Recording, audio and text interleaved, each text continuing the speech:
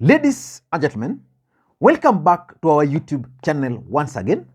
And it is my hope and prayer that this video is actually going to find you guys in good health. Personally, I am fine. Kisumu is also fantastic. Maybe you could let me know where you are watching this particular video from, the county or the country, in case you are out of the republic.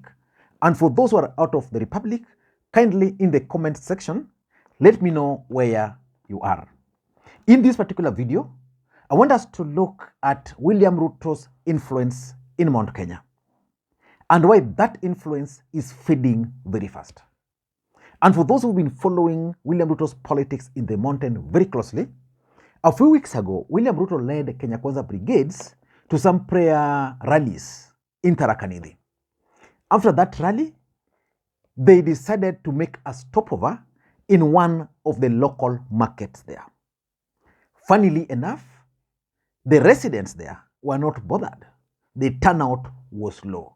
Indeed, on this channel, I did an analysis about that particular incident, and I'm going to share that link below. Last week, William Ruto was in Kiambu, and this is what confirmed to me that William Ruto's grip in the mountain is loosening. William Ruto was in Kiambu County, and the reception was not that good. And today, while doing my usual or normal routine online, I bumped into a particular video. That video is actually proving that Kenya Kwanza is losing their grip of the mountain. I want you guys to watch this video. I want you guys to watch this short clip. Then we'll do an analysis why William Ruto is actually losing the grip of the mountain. This is how to know that President Ruto is losing ground in Mount Kenya region. First of all, look at those pathetic roads. Contractors, entrepreneurs are paid. They don't do the work. The money is split between the CS of infrastructure, the corrupt engineers at Kenha, Kura, and Kera. So the roads, you can see Kiambu looks like a dump site. Just look at those roads. They are so pathetic. And Kiambu people can start relating. They know that the former president Uhuru did not deliver roads. Look at the presidential motorcade is getting stuck. And these are roads which were apparently, purportedly paid for. Just look at how that image, it looks terrible. But more than that, the significance is more than visual, because I want you to see there are no people on the road. And this is what happened when Uhuru started losing ground. But it had taken Uhuru 7-8 years for him to reach here. Ruto has reached this point in a couple of months, in 8 months. Guys would normally have packed the road, by the way, for President Ruto. If you saw the campaigns, guys, you can see literally there is nobody. The guys are just there. They're just wondering, huu ni nani, si atuondokea, tuendelee. Okay, guys, you've watched and you've listened, and be the judge. Let us face some facts before we proceed. The first fact is that William Ruto managed to kick Uhuru Kenyatta out of the mountain, and he became the kingpin of the mountain. That is a fact we can't deny. William Ruto determined who became the governor, who became the senator, who became the women rep in almost the entire Mount Kenya region. So that's the first fact we can't run away from. The second fact, which we can't also run away from, is that the mountain dumped one of their own, who was Uhuru Kenyatta. The mountain loved Uhuru Kenyatta more than they love Ruto, but they dumped him. So there is no guarantee that the mountain cannot dump Ruto. And if Ruto is wise, he should be able to start reading the signs on the wall. The other fact, which is also clear, is that there is serious competition for Mount Kenya kingpin. But in this particular video, I want us to look at why William Ruto's influence in the mountain is actually fading very fast. Before we do that, for those who are watching this channel for the first time, I want you guys to take a second, just a second or two, press that subscribe button so that next time we produce a video like this, YouTube will automatically notify you. And to the subscribers, those who are already subscribed, please, I want to ask you for this particular video, just give it thumbs up. Now, let us go back to the main issue and go straight into the reasons why personally I strongly believe that William Ruto is losing the grip of the mountain. Number one is the politics of money. Accept it or leave it. William Ruto took the mountain with money. He sat down, calculated the value of the leaders there, bought them, calculated the value of the ordinary people there, bought them all.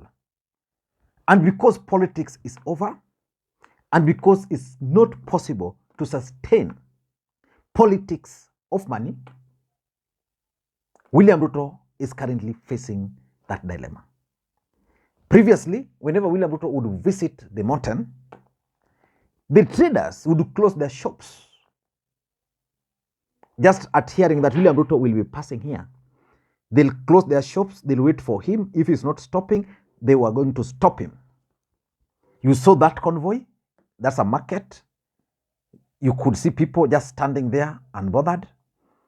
Previously, those people would have blocked that convoy, and William Ruto would have addressed them from the top of his vehicle.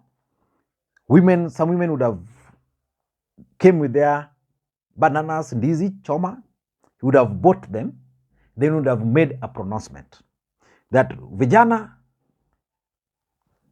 50,000, women 50, wengine 50.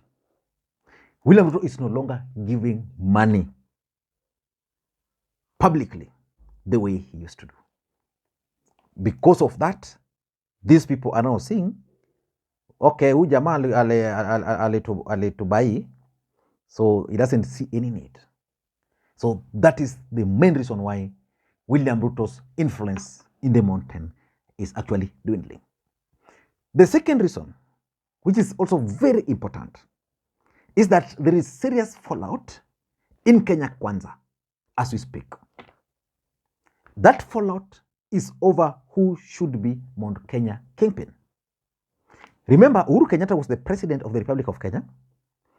The mountain defied him, which meant Uhuru was, in quote, not really the kingpin. Rigathi Gachagua, by virtue of being the deputy president of the Republic of Kenya, is being pushed to become the kingpin of the mountain. That is not sitting down well with some others from the mountain.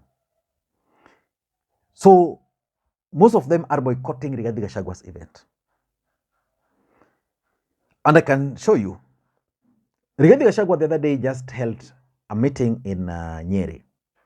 Was Ndindi Nyoro there? Was Moses Kuria there? The other day, Moses Kuria organized an event at Thika Greens, attended by governors, others. Was Rigathi there? Was Ndindi Nyoro there? The other day you saw Ndindi Nyoro organizing an event where he invited almost all young leaders from across the country. Moses Kuria was not there. Rigathi Gachagua was not there. So there is that small infighting in Kenya Kwanza, and it's affecting the way the locals there perceive this party. For example, if William Ruto was going to Kiambu the way he did, and Rigathi Gachagua, Ndindi Nyoro, and the rest were working together, rest assured they would have pulled the crowd. You can't even rule out the possibility of sabotage, that someone is sabotaging Rigathi Gachagua so that people like us can notice whatever is happening and bring them forth to ordinary Kenyans to understand what's actually happening on the ground. So that fallout in Kenya Kwanza is real. In fact, you saw Kabogo coming out the other day speaking. You saw Kabando has been speaking. The other day you even saw Mwangi wa Iria coming out claiming the Mount Kenya kingpin. Why? Because there is no clear kingpin. Ruto wants to be the kingpin of the mountain. The residents there feel very strongly that the kingpin should not be someone from outside. So that's the second reason. The third reason why Ruto's influence is actually fading in the mountain is the reality. Finally, the reality is dawning on the people of the mountain that they've lost the presidency. Power is not there. They are also coming to reality about what Uhuru Kenyatta used to tell them. Uhuru Kenyatta, for example, used to tell them that we needed 1 man, 1 vote, 1 shilling. Why? Because the allocation of resources is not favoring our people. So we needed a platform to change it. So now they want to speak, they can't speak. How do you think the ordinary Kenyan from the Kikuyu nation down there who failed to get the right allocation for CDF? For example, I was reading Wamuchomba's, Wamuchomba's, the Kiambu women reps take on the issue of bursaries. He was suggesting that as Mountain, they've now finally agreed that each and every student will only qualify for 1,000. And she was very sad that while they are settling on 1,000, there are other regions in the Republic of Kenya where students are getting as high as 50,000. So tell me, if you are a student, you have passed your exams, you are promised to be taken in school through CDF, then you are given 1,000. As a parent, would you be happy with the government you voted for, a government that promised you heaven but delivered hell to you? So that's the third reason. The fourth reason, in my view, is the empty promises. Empty promises. William Ruto made promises after promises after promises to Kenyans, including the Kikuyus. In fact, for the Kikuyus, they were made to believe that their problems originated from one man, Uhuru Kenyatta. So they were told about the coffee, they were told about milk, they were told about many things. The other day, I saw Pauline Jorege sharing the coffee, what Uhuru Kenyatta used to pay farmers and what they are being paid today. Today, the pay is low. These guys were promised that unga will come down. Still, they are still buying unga just like wale watu wa Azimio. There are several other promises which William Ruto made to the people of the mountain. They are not seeing those promises being fulfilled. Some of them were immediate. William Ruto would tell them, hii nitafanya immediately, meweka Biblia chini.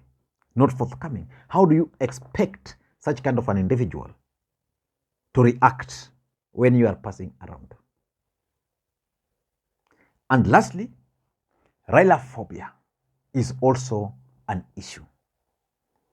The mountain are realizing that Raila Odinga might not be their problem, especially currently.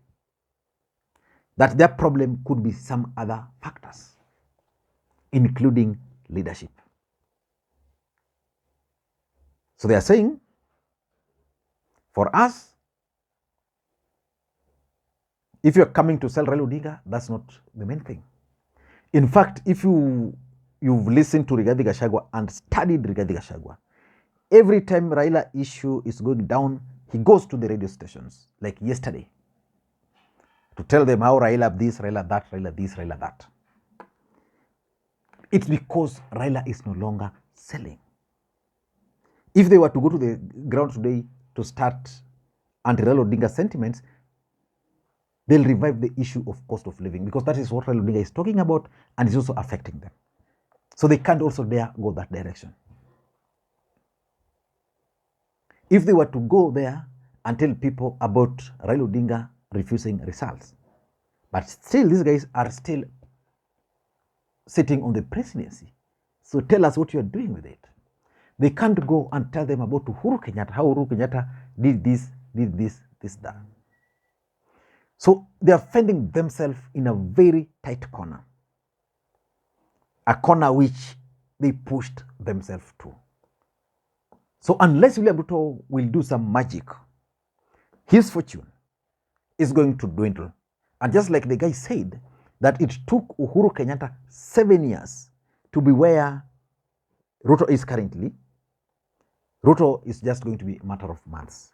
Remember, when the people of the mountain started boycotting Uhuru Kenyatta's event, when Uhuru Kenyatta's convoy would pass, going to Gatundu, and nobody bothered, most people who are supporting Uhuru Kenyatta by that time alleged that Uhuru is not playing politics and Ruto was playing politics, and that's why Ruto's rallies were attracting massive crowd. And I also can't rule out the possibility of Uhuru Kenyatta as a factor when these guys raided Uhuru Kenyatta's farm. It had an impact. I don't know what you think. That's my take. Thank you for taking your time to listen to this analysis up to this particular point. If you reached here, please just carry your hands and say, I am here. Thank you guys, and may you have a good day. Bye-bye.